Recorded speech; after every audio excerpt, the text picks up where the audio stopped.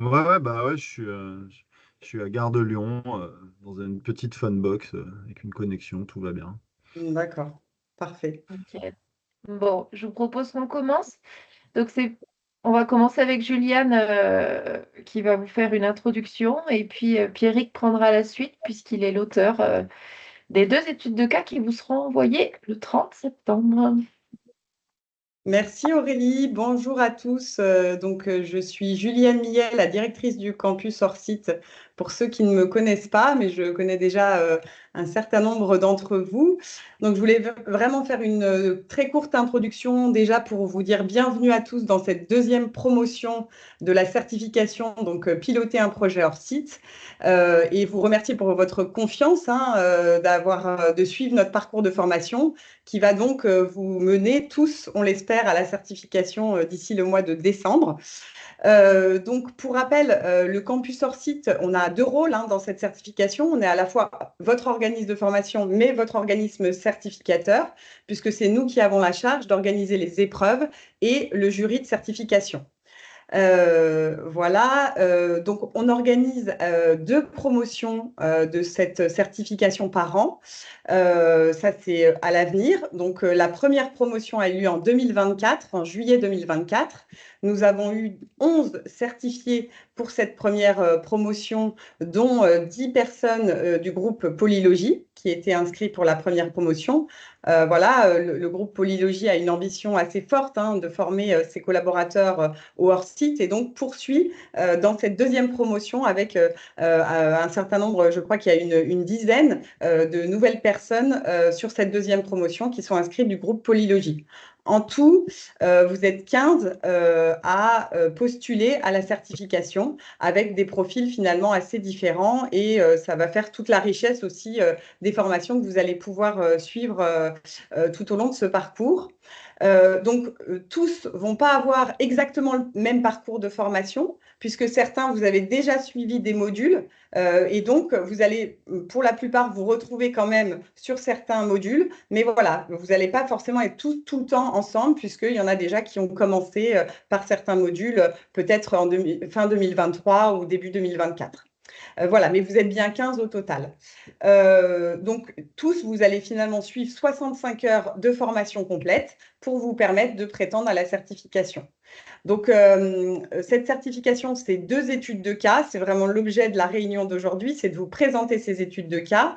Ce qu'on avait remarqué lors de la première promotion, c'est qu'on avait envoyé les études de cas aux stagiaires et on n'avait pas forcément prévu ces réunions de présentation des études de cas. Et en fait, on s'est rendu compte, et là, nous, on s'améliore aussi au fil de l'eau, on s'est rendu compte que c'était très important pour vous d'avoir les explications de Pierrick qui vous donne un peu les clés de compréhension de ces études de cas pour que vous puissiez, vous, derrière, voir un peu les attendus, comment vous allez pouvoir construire vos deux rendus, donc un rendu à l'écrit, un rendu à l'oral. Et puis, bien évidemment aussi, ce qu'on a décidé, c'est de vous les remettre les deux études de cas en même temps, donc vous allez les recevoir fin septembre. Et l'idée, c'est que vous puissiez, du coup, tout au long de vos formations, finalement, commencer à construire vos rapports. Et puis, peut-être, alors Aurélie va bien me cadrer par rapport à ça, mais c'est pas demander aux formateurs de répondre avec vous aux études de cas, mais par contre, de vous guider s'il y avait des choses d'incompréhension. Donc voilà, ce sera, je pense, beaucoup plus pertinent de les avoir finalement plus en amont et les deux en même temps, et ça vous permettra d'anticiper un maximum. Voilà, c'est les seules choses que je voulais vous dire. En tout cas, je vous souhaite à tous un beau parcours de formation. J'espère que ça vous enrichira. Et surtout, on est très, très attentif à vos retours, à ce que vous pouvez nous en dire, tant sur le contenu que sur la façon d'animer. Pour nous, c'est important parce que 2025, on redémarrera d'autres promotions. Donc, vraiment, on a à cœur d'améliorer ce qu'on fait au quotidien. Donc, voilà, tout ce que vous pourrez nous dire nous permettra vraiment d'enrichir nos contenus. Merci à vous. Merci. Merci Merci. Juliane. Évidemment, je rebondis là-dessus parce que c'est l'objectif, là, que ce soit bien clair, on n'est plus à l'école. L'objectif, c'est pas de réussir l'examen, même si vous avez tous envie d'avoir la certification, c'est d'améliorer, de développer vos connaissances. Donc, du coup, demander une réponse au formateur, ça n'a aucun sens en fait. C'est plus essayer de comprendre ce qui n'est pas clair pour vous pour que derrière, vous puissiez le mettre en application, certes sur l'étude de cas ou les études de cas, mais aussi et surtout dans votre milieu professionnel. Bonjour Théo, c'est bon pour tout le monde? Bah, écoute, Je... c'est Oui. bien. Et Vous vous avez des recevrez les questions? deux en même Non? temps le 30 septembre exactement. Ok. Je te laisse la main, Pierrick. Bon, bah, bonjour à tous déjà. Alors, il y en a que j'ai vu ce matin et hier, d'autres que je verrai certainement prochainement ou que j'ai déjà vus. Alors, ce qui va un peu changer par rapport au dernier parcours de certification, c'est que du coup, là, vous allez suivre les formations en ayant déjà les questions, ce qui va, à mon avis, amener un peu plus d'attention sur certains points de votre part. Pour être clair avec vous, on a créé deux études de cas qui sont tirées de faits réels, mais qui ne sont pas des faits réels en tant que tels. C'est-à-dire que ce pas des marchés que vous pourrez trouver actuellement en cours de réalisation en France, puisqu'on a mixé des cas sur lesquels on travaille actuellement en tant que hors-site conseil en AMO technique. Une première étude de cas qui va plutôt permettre de faire un rapport écrit, qui est un rapport d'une vingtaine de pages. Euh, J'aimerais que vous preniez bien conscience dès le démarrage que sur la première étude de cas, on a été un peu sympa parce qu'effectivement, le rapport a été demandé un peu, voilà, un mois avant la fin. C'était un peu compliqué. C'était la première. Là, on va être sur un parcours où dès le démarrage, vous allez avoir ça. Donc, vous avez en gros toute la durée du parcours pour rédiger votre rapport, améliorer votre compréhension. Donc j'imagine que dans le jury, au niveau des experts qui vont avoir à noter vos rapports, peut-être que on fera le nécessaire pour être peut-être un peu plus dans le détail que sur la première session. Le deuxième rapport est un rapport en fait oral sur lequel, pareil, sur la première version du parcours, on n'avait pas envisagé qu'il serait nécessaire de produire un support de présentation pour la vidéo de une demi-heure, en gros, qui est prévue. Je vous encourage à prévoir de vous faire un support PowerPoint ou une présentation Word à dérouler, mais qui permettra peut-être de structurer un peu plus les échanges que ce qu'on a eu sur les premières sessions, pour la simple et bonne raison qu'on a senti beaucoup de tension chez certains candidats, d'autres candidats étaient assez déstabilisés, donc n'hésitez pas à vous prévoir des supports. Ça, c'est sur le format. Sur les questions qui vont vous être posées, je vous engage réellement à reprendre en fait les différentes compétences qui sont engagées dans votre parcours certifiant, puisque les cas vont uniquement avoir pour objectif de pouvoir évaluer ces compétences. Donc en fait, si à chaque fois que vous vous rendez en formation, vous avez relu ce référentiel de compétences, que pendant la formation, vous prenez quelques notes et que quand vous recevez le support que les formateurs vont vous envoyer via Aurélie, vous prenez tout de suite le temps d'analyser ce que vous avez appris et ce que vous en retirez et ce que ça vous apporte dans la compréhension du dossier qui vous est soumis. Logiquement, assez rapidement, votre compréhension des sujets qu'on vous a donnés va être très très claire et va être très éclairée. Donc, c'est un petit peu la méthode qu'on préconiserait. Et après, dernier élément, il n'y a pas de piège dans les études de cas qui ont été données. Toutes les infos, les formateurs vont vous les donner. Il y a même certaines formations où les études de cas sont pas loin de ce qu'on va vous demander. Donc en gros, si vous écoutez ce qui se passe en formation et que vous êtes un peu alerte sur les questions que vous posez, on ne vous donnera pas les réponses, c'est évident. Mais par contre, si vous vous posez les bonnes questions, les formateurs vous donneront les réponses. Il n'y a aucun problème. Euh, Première étude de cas, un cas somme toute assez simple pour n'importe quelle maîtrise d'ouvrage ou maîtrise d'œuvre ou entreprise. C'est, on va dire, une étude qui permet de se poser la question en cas d'une conception-réalisation, j'ai un immeuble à faire, j'ai un cahier des charges de maîtrise d'ouvrage et en fait, quelle technologie je vais aller embarquer en hors-site sur ce projet-là, pour quelles raisons et quel va être l'impact des technologies embarquées sur la manière de mener le projet. C'est un rapport qui est quand même assez conséquent à produire, qui va nécessiter de prendre des options et il y a peut-être des chances que vous vous disiez, il y a pas de... enfin, est-ce que je pars sur la bonne solution? Je vais vous le dire tout de suite, il n'y a pas qu'une réponse.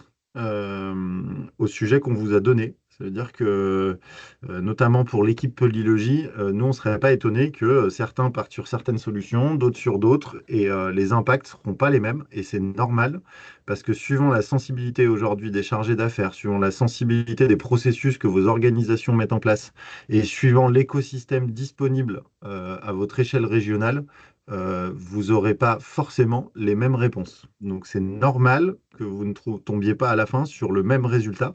Je tiens à préciser que ce serait peut-être un peu anormal que les 10 présentent un rapport qui se ressemble énormément. Je tiens à le préciser. Voilà.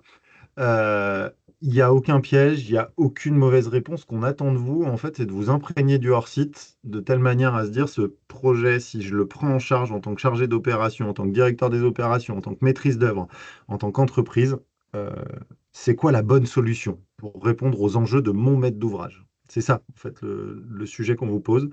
Et pendant le parcours, vous aurez toutes les clés de compréhension de risques, d'enjeux et d'opportunités pour chacune des solutions pour pouvoir répondre correctement à ce qu'on vous a demandé.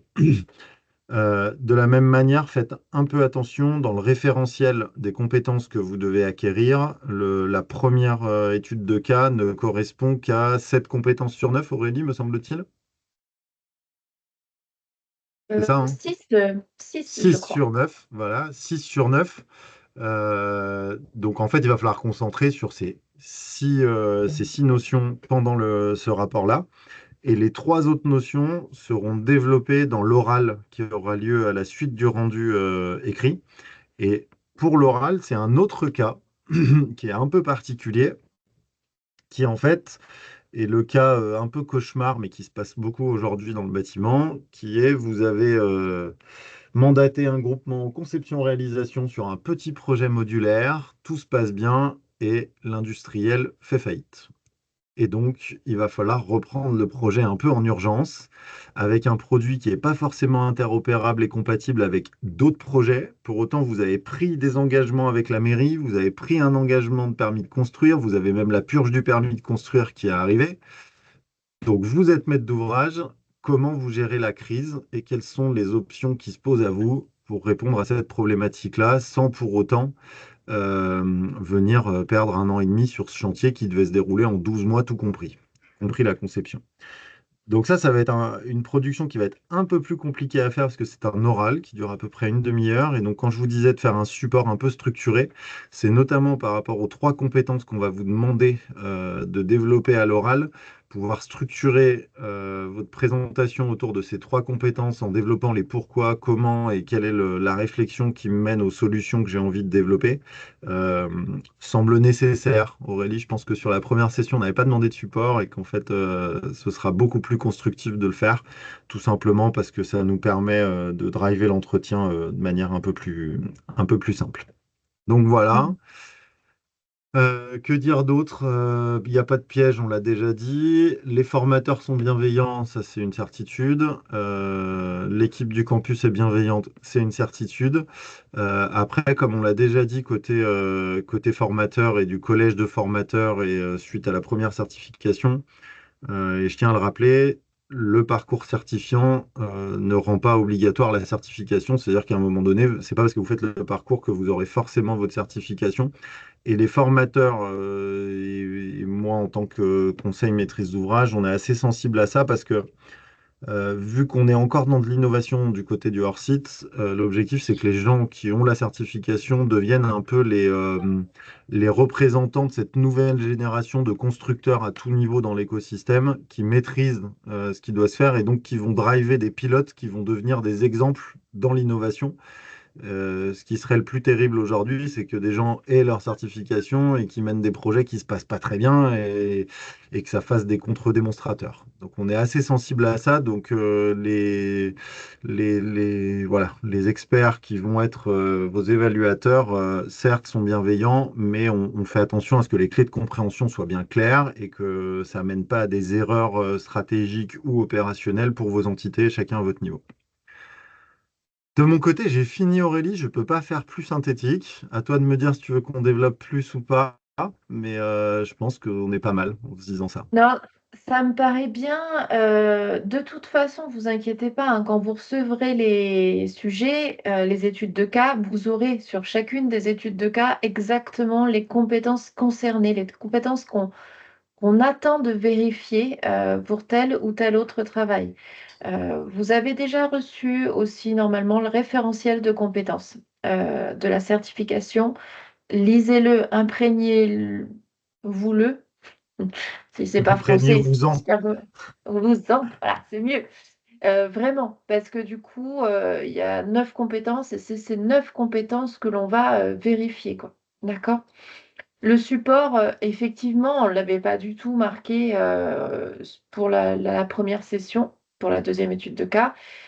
Pierrick a complètement raison. On s'était tous dit ça, que ça manquait effectivement de support parce que même quand on vous sent bien dans l'explication, dans la chose, eh ben, finalement, on a quand même besoin, si on parle de chiffres, si on parle de références, voilà, des choses clés qui peuvent être sur les supports. Pas tout, évidemment. Il faut que ce soit quelque chose qui accompagne votre discours et non pas qui le remplace. OK? Aurélie, est-ce qu'on diffuse pas le référentiel de compétences pour expliquer un petit peu à quoi elles correspondent? Je ne sais pas si ça peut pas être Alors, porteur de sens au-delà des études de cas. C'est peut-être un vrai enjeu. Je ne sais pas ce que tout le monde l'a l'auditoire en reçu, pense. mais effectivement, on peut Excusez-moi, on essayer de l'a voir. reçu à quel moment? Qui me parle? C'est Odenel. Odenel. Vous Oui, l'avez reçu par mail, Odenel, normalement, mais je peux vous le renvoyer à tous. Je sais que chez Polylogie, il y a pas mal de blocages au niveau des mails. Donc, quand vous ne recevez pas quelque chose, n'hésitez pas à me le dire, on trouvera toujours un moyen. ok. C'est pour ça que le groupe WhatsApp, notamment, est important, parce que je peux aussi faire passer des fichiers dessus.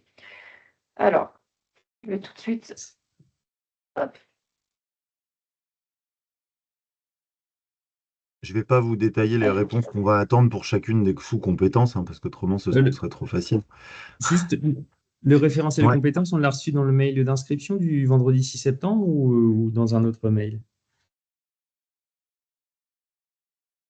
Vous voulez que je fasse la recherche de suite ou vous Non, non, préférez non, que simplement je c'est une vous question, montre ce savoir si qu'il on en avait est reçu, non, savoir si on avait reçu un mail en complément de celui du vendredi 6 septembre. Simplement. Parce que moi, aujourd'hui, toutes les inscriptions, les lettres d'engagement, les attestations sur l'honneur, etc., je n'ai eu qu'un mail le Ouais, 6 septembre, Moi savoir si on aussi. avait eu d'autres ou pas. Simplement. ok. Bon, ben, vous savez quoi, je vais vous le renvoyer à tous. Comme ça, au moins, il n'y aura pas de souci avec ça, vous l'aurez bien. Ok. Quoi qu'il se passe, ce référentiel, vous l'avez également de certification, hein. Vous l'avez également sur le site francecompétences.fr. Mais je vous l'enverrai en PDF, hein, vous inquiétez pas, mais vous l'avez de manière officielle sur le site France Compétences. Le numéro de la certification à laquelle vous candidatez, c'est le 6413. Si vous faites une recherche avec ça, vous tombez dessus. Piloter un projet hors site. Et donc, si on arrive sur les compétences, les voici, les 9. Est-ce que vous voyez bien mon écran? Oui. Ok, parfait. Euh, Donc, sur ces 9 compétences, comme le disait tout à l'heure Pierrick, vous allez en avoir, de mémoire, je crois que c'est 6 pour la première étude de cas et 3 pour la seconde. Eh ben, il faut vraiment vous centrer, vous concentrer à répondre à ça, à montrer que vous savez, par exemple, pour la première compétence, choisir le système, les solutions constructives, les matériaux les plus adaptés à un projet de construction hors site. Ces compétences sont des phrases à rallonge. C'est une obligation, tout simplement. On ne peut pas faire une phrase synthétique. Il faut vraiment tout détailler pour déposer ce dossier, que la certification soit officielle. Donc, c'est pas qu'on aime faire des phrases à rallonge, mais voilà. Donc, je vais peut-être pas toutes les lire. Ça va être barbant, non? Je sais pas. Ah, mais Pierrick, par t'en contre, on penses peut quoi? peut-être expliquer Dans les grandes lignes. Ouais, après, Oui. dans les grandes lignes, la base de base, c'est quand même le référentiel de compétences. Quand vous commencez par le C1, choisir le système, les solutions constructives, les matériaux les plus adaptés. Euh, faut être très clair, ça veut dire que assez rapidement dans le parcours, il faut que vous soyez capable d'identifier les avantages, les inconvénients, les risques et les limites de chaque type de solution constructive. Donc pour ceux qui étaient avec moi là pendant une journée et demie, en toute logique, à la suite des fondas, vous avez ça, et puis au fur et à mesure du parcours, vous allez rentrer plus dans le détail des limites annexes, on va dire, dans les systèmes assurantiels, dans le développement, dans les disponibilités, dans le planning, dans le montage, on va dire aussi des marchés publics. L'idée, c'est qu'à la fin du parcours, ça, on l'attend vraiment. Vous devez avoir compris comment les différentes solutions hors site sont divisées en catégories, quels sont leurs avantages, leurs freins, leurs limites, et ce que ça va impliquer tout au long du déroulé d'un projet. Cette partie-là, c'est quand même la grande base de votre parcours, c'est-à-dire une fois que vous aurez bien appréhendé la C1, derrière, en fait, le reste va découler naturellement. Si à la fin des 2 ou 3 premières formations, vous voyez que vous avez toujours pas bien compris, il y a un vrai enjeu à ce que vous releviez le sujet et qu'avec les formateurs, vous continuiez à creuser parce qu'ils maîtrisent tous ce sujet-là. Donc voilà, ça c'est la C1. La C2, ça découle directement sur le mode de dévolution des marchés de la maîtrise d'ouvrage. Euh, le marché public peut être un frein ou une problématique au passage de marché en hors-site. Les solutions sont en train d'émerger. Les formateurs vont vous en parler. Aurélie, on voit ton mail. Mm. Et, Il est passé normalement. ouais, et du coup, il va y avoir un vrai enjeu aussi à ce que vous ayez conscience de comment se déroule la passation d'un marché public. Et on y reviendra d'ailleurs lors d'une dernière session qui est le planning d'une opération hors site. Les modalités d'assurance, extrêmement importantes, parce que pareil, ça, vous allez avoir une formation exprès pour ça. Il faut comprendre quels peuvent être les enjeux du côté du maître d'ouvrage et de chacune des entreprises à pas faire trop n'importe quoi. Les échanges avec Eline ce matin ont été extrêmement intéressants sur ce qui se passe à l'étranger. Je trouve ça très inspirant. J'hésiterai pas à revenir vers toi, Eline, mais du coup, ça, il y a un vrai enjeu. Le budget, c'est toujours la question qu'on se pose, c'est combien ça coûte? Est-ce que c'est du plus, du moins? Là où on va surtout attendre quelque chose de votre part, c'est surtout sur comment ça va changer les flux financiers au cours d'une opération, combien ça risque de coûter en plus ou en moins, ça c'est évident, mais surtout c'est qu'est-ce que ça pourrait avoir comme influence sur les acomptes, les avances, les risques financiers liés à un projet de type hors site.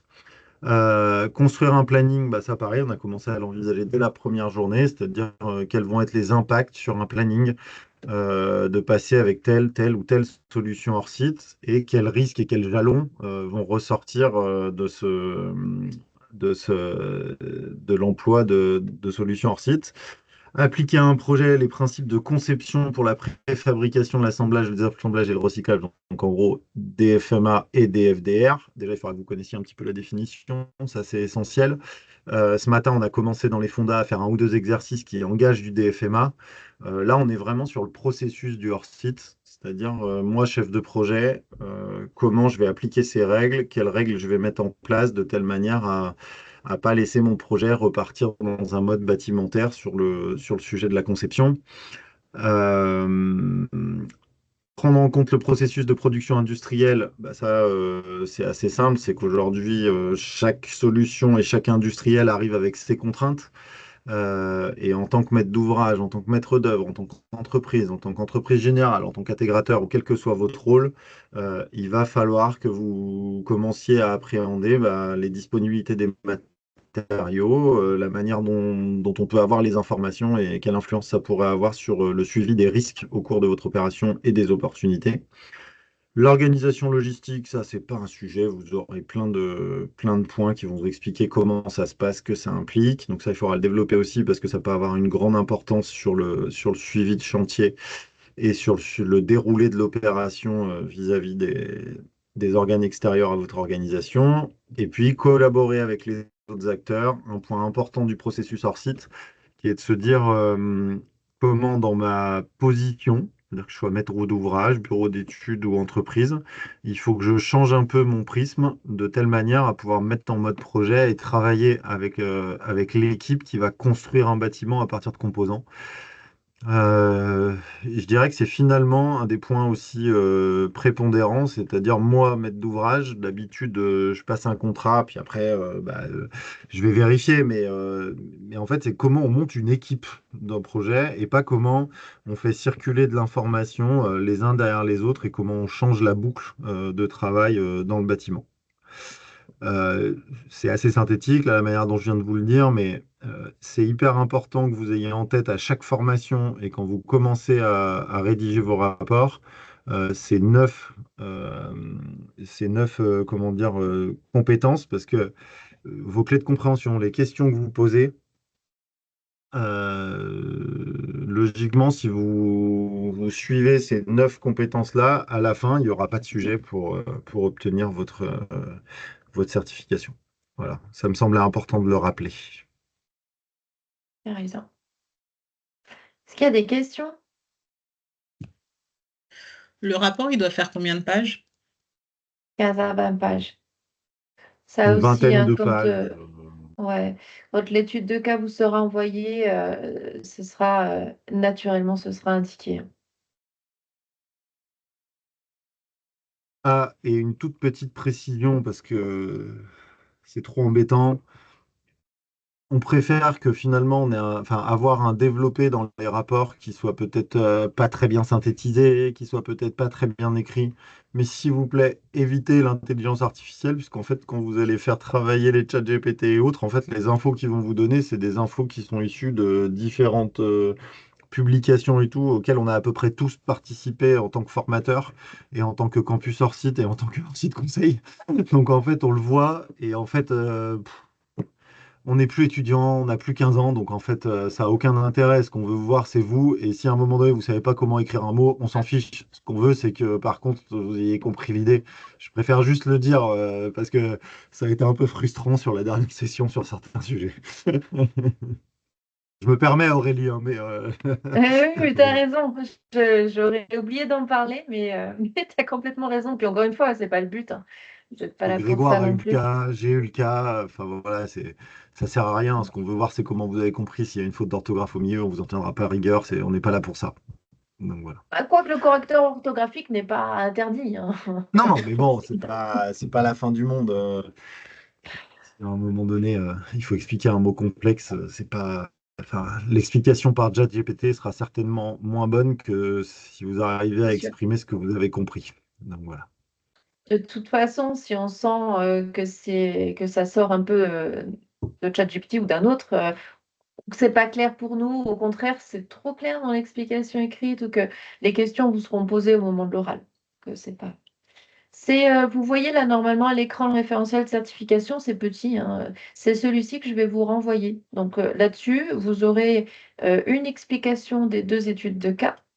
Et puis, par compétences, les compétences dont on vient de parler, les modalités d'évaluation et les critères qui seront vérifiés.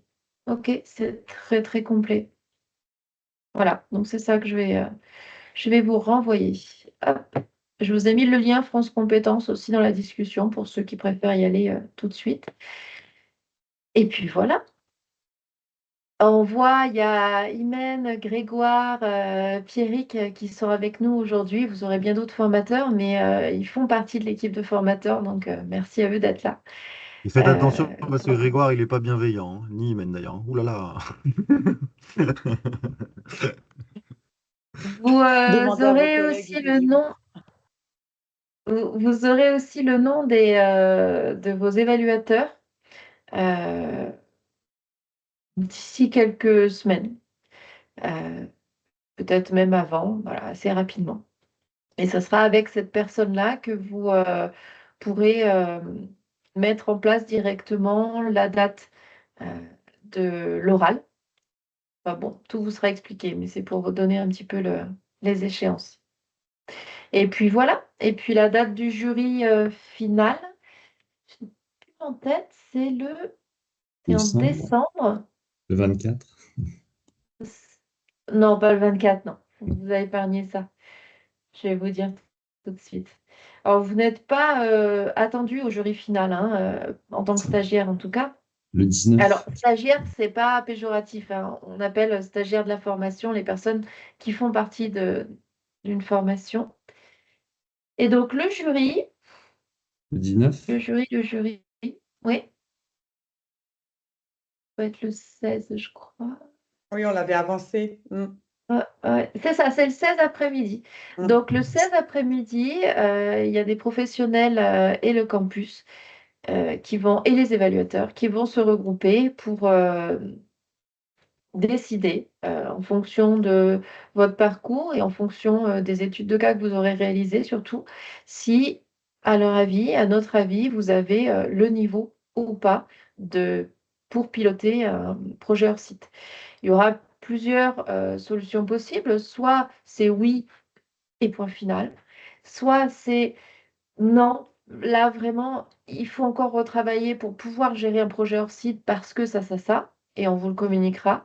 Soit ça sera entre les deux, c'est-à-dire que on pense que c'est bon, mais on n'est pas complètement convaincu par une chose, et auquel cas on vous propose ce qu'on appelle un rattrapage, c'est-à-dire un nouvel oral dans les jours qui suivent pour vérifier justement que vous donnez une chance complémentaire sur là où les points de détail sur lesquels on n'est pas convaincu.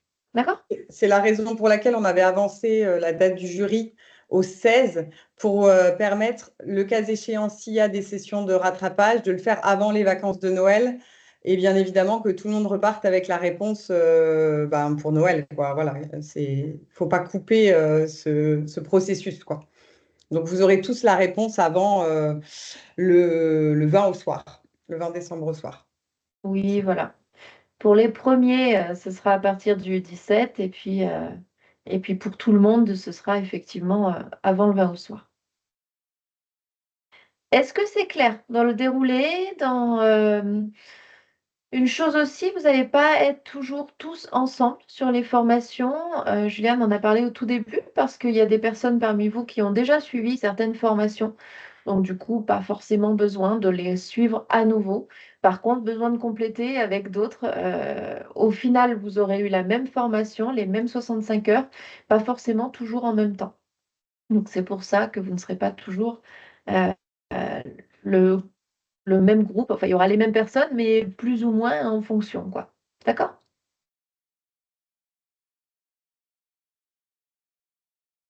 Bon, vous avez tous envie d'avancer là, d'y arriver? Évidemment. Bon, merci. On vous entend pas du tout, le GIREP. Je vois que ça parle, je sais pas si vous nous parlez à nous ou pas. Oui, oui, totalement. On a envie, oui, on est motivé.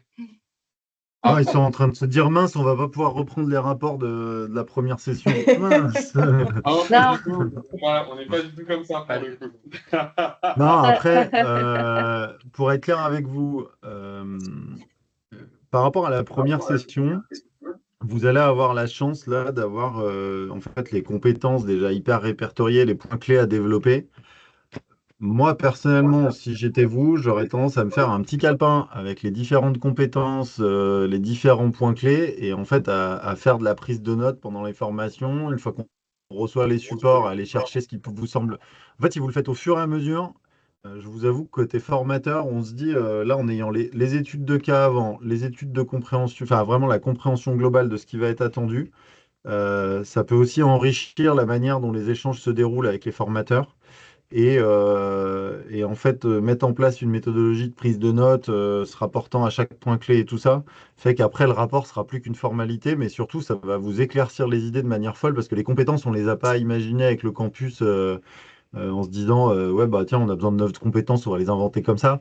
C'est aussi une méthodologie de pensée et d'approcher le hors-site. Donc je vous encourage quand même à structurer vos prises de notes et la manière dont vous allez envisager votre compréhension parce que oui, c'est assez pointu. Il y a quand même 9 compétences, il y a quand même des sous-points à les développer.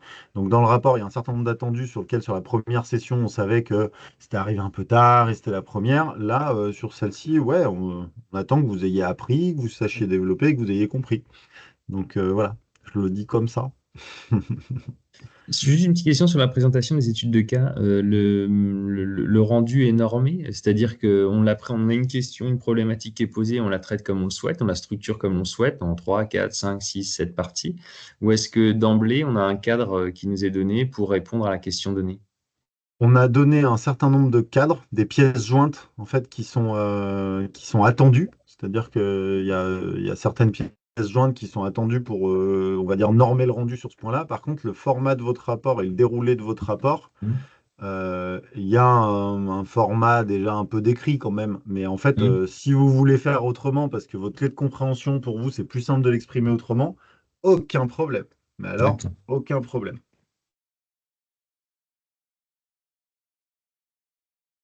Parce que l'étude de cas, oui, c'est pas juste un texte qu'on va vous envoyer. Il y a des plans, Hmm. il y a un programme, il y a des plannings, il y a des matériaux, il y a un certain nombre de choses qui sont développées dedans. Et à côté, on vous donne des attendus de rendu, dont notamment un fichier Excel pour le planning, des choses comme ça, quoi. Mais après, vous faites bien un peu comme vous voulez, hein.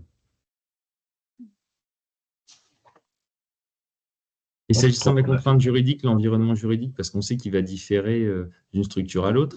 Moi, j'ai fui les marchés publics pour plein de raisons. Est-ce que du coup, le cas à traiter, on imposera un cadre juridique ou on sera libre de le traiter en marché public ou en marché privé comme on le souhaite? Alors, en fait, il y a une étude de cas où c'est très clair, vous êtes une maîtrise d'ouvrage public et c'est un cas de conception-réalisation, c'est déjà donné. L'autre, le cadre est arrêté sur le fait qu'il y a un cadre juridique dans le format de marché. Par contre, est-ce que vous êtes du privé ou du public? Ça, c'est pas défini, justement, parce qu'on voulait pas mettre en difficulté des maîtres d'ouvrage en fonction de leurs compétences et de leur appétence et de leur format réel de maîtrise d'ouvrage. Donc, voilà. Donc, le QD de cas numéro un est une conception-réalisation sur Marché public. sur un marché public et l'étude de cas numéro 2 est une conception-réalisation en marché public initialement, mais si vous estimez que vous êtes plutôt Mm. sur une maîtrise d'ouvrage privé, il n'y a pas de souci parce qu'en plus, ça ne changera pas les enjeux qui sont comment je rattrape le problème le plus tôt possible. Mm. Donc voilà. Bon, vous avez reçu le référentiel du coup dans la conversation. Je vous l'ai également envoyé sur le groupe WhatsApp. Ça devrait être assez complet. S'il y a encore des gens qui ne l'ont pas reçu, mais vous me le dites. Ok. Moi, je veux bien, Aurélie, que vous me remettiez sur le groupe WhatsApp parce qu'a priori, effectivement, j'y suis pas. Alors, Morgane, regarde sur la discussion, la conversation, là, et il y a le lien. Commence par uniquement. Non, Il le suffit lien, d'aller sur ce lien-là. ouais, le lien, ça, je vais le retrouver, mais c'est simplement sur le groupe WhatsApp. Si vous voulez avoir l'occasion de m'y mettre, j'y suis pas. Donc, c'est juste, je vais retrouver le lien, mais il était même dans le référentiel, était même dans votre mail du mois de septembre. Donc, il n'y a pas Oui. de souci. C'est simplement si vous avez, enfin, voilà, je suis pas sur le groupe WhatsApp. Donc, si vous Mais avez c'est un l'occasion lien de... pour rejoindre le groupe WhatsApp, Ah, Morgane. d'accord. Ok, autant pour moi, alors. Parce que là, ouais, bah, je vais remettre le numéro, il n'y a pas de souci, mais avec ce lien-là, ça y arrive directement. Ok, ça marche. Merci. Est-ce qu'il y a d'autres questions, d'autres interrogations, d'autres soucis ou autre chose à dire? Il fait C'est tout vraiment bon froid pour tout cette le monde? semaine, hein. C'est tout bon. Comment, Pierrick? Il fait vraiment froid cette semaine. On est sorti de l'été, c'est pas très agréable. Mais Oui, j'ai oublié rien de à voir. préciser par rapport au parcours, à la formation et à la certification. Bon, vous n'êtes pas très bavard hein, quand même. Ah, Non, Eline, tu t'es coupée, pardon. Non, moi j'ai quelque chose ultra pratique, c'est que le PDF à signer, moi j'arrive pas à insérer une signature. Alors, Est-ce qu'il c'est faut pas le PDF. imprimer et scanner Quel PDF a signé? Ah, pour la dans les documents que je certification? vous ai envoyés. Ouais, Alors, soit vous avez l'outil qui vous permet de remplir directement dessus, soit vous l'imprimez, tant pis, ça parce sera que qu'une normalement feuille. je suis capable. Là, sur ce que tu as envoyé, ça marche pas, quoi. Je comprends pas. J'arrive Bon, pas à bah modifier. écoute, je suis pas forcément pour trop d'impression, mais là, exceptionnellement, on va faire ça, ça sera plus simple. Ok. OK pour tout le monde, pensez bien à me renvoyer justement ces 3 documents pour ceux qui ne l'ont pas fait, c'est essentiel, sans quoi vous ne pourrez pas avoir les études de cas. OK. Euh, Et voilà. Et de toute façon, moi, je reste à votre disposition hein, tout au long du parcours. Je ne serai pas forcément présente. J'ai pas pu l'être non plus d'ailleurs sur cette session, mais je viendrai bien une fois, je vous rejoindrai et je vous ferai un coucou pour ceux que j'ai jamais vus encore. Et puis voilà, bah, gardez votre motivation. Si vous sentez une baisse, surtout vous me rappelez, on fait un point, on voit comment on peut avancer. Si vous sentez largué, pareil, hein, si vous voulez qu'on en parle ensemble sans forcément que la hiérarchie ou autre en soit informée, aucun problème. On voit ensemble comment on peut mettre en place les choses pour que ça puisse avancer au mieux et que vous puissiez développer ces connaissances et ces compétences du coup ensuite dans votre travail. Ça marche pour tout le monde? Oui, très bien. Bon, Parfait. super. Eh ben, merci à tous. L'enregistrement, du coup, aura normalement été fait comme il faut sur cette session. Donc, je basculerai le lien sur le groupe WhatsApp pour que tout le monde puisse y avoir accès. En tout cas, le groupe WhatsApp stagiaire. Ouais, parce que nous, Bon on n'a pas le droit. après-midi, Comme formateur. travaillez bien. Merci. Merci. Merci et Merci bon beaucoup. courage à tous. Au Bonne revoir. Au journée. revoir. Bon courage, au revoir. Au revoir.